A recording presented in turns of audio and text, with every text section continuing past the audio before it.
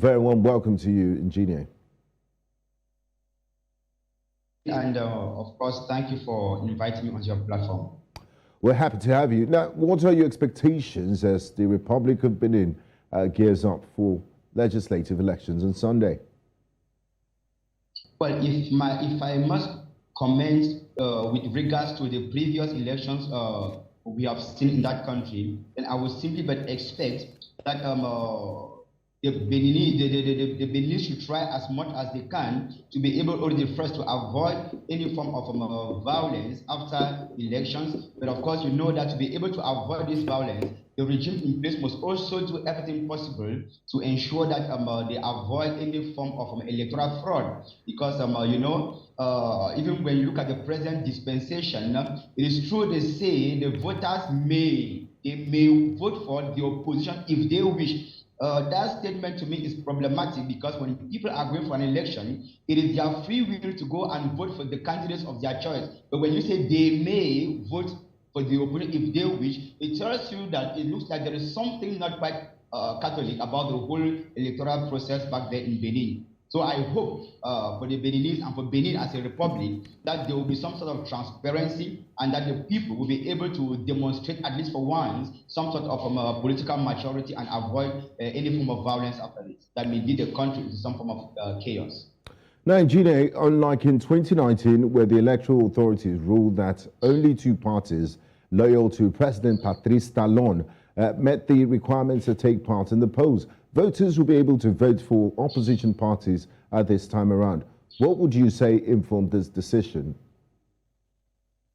Well, my greatest concern and worry again here remains the fact that when we talk about maybe the 7 parties which have been presented as opposition parties vying this time around in this election, the question is, are we quite sure that they are what I would call the genuine opposition? Because we have seen, especially in the Francophone Africa, where the governments in place at the end of the day, they create some satellite parties that are in support of the regime in place, but they call themselves opposition. You cannot be opposing someone who is in government, who is in power, but at the same time, when it comes to elections, your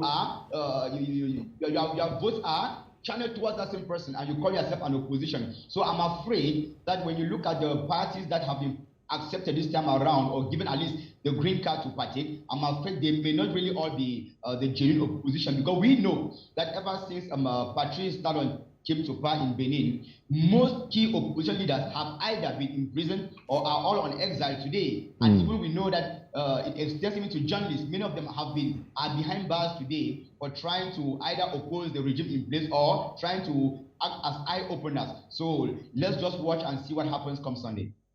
Now, in previous elections, the voter turnout had not fallen below 50%, but in 2019, just a meager 23% of voters cast ballot.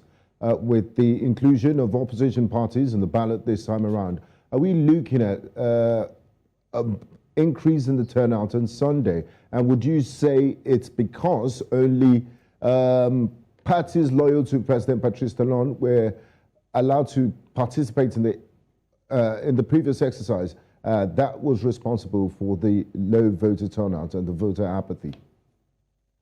If in the previous elections, just about 20%, as you say, turned out for the election, then of course you understand that something was quite wrong with that election, and of course scared or kept the electorate back home. Now this time around, like I've earlier mentioned, we are not quite too sure that those who are going to run are the genuine opposition. Maybe let's wait and see the turnout on Sunday. If the Beninese come out massively, it may be a positive indication, it may be a sign that they actually recognize the different parties vying in as the parties that they truly believe in. But if the turnout remains what it was in the previous election, then you will certainly understand that even those who are going in as candidates this time around do not still represent the aspirations of the people.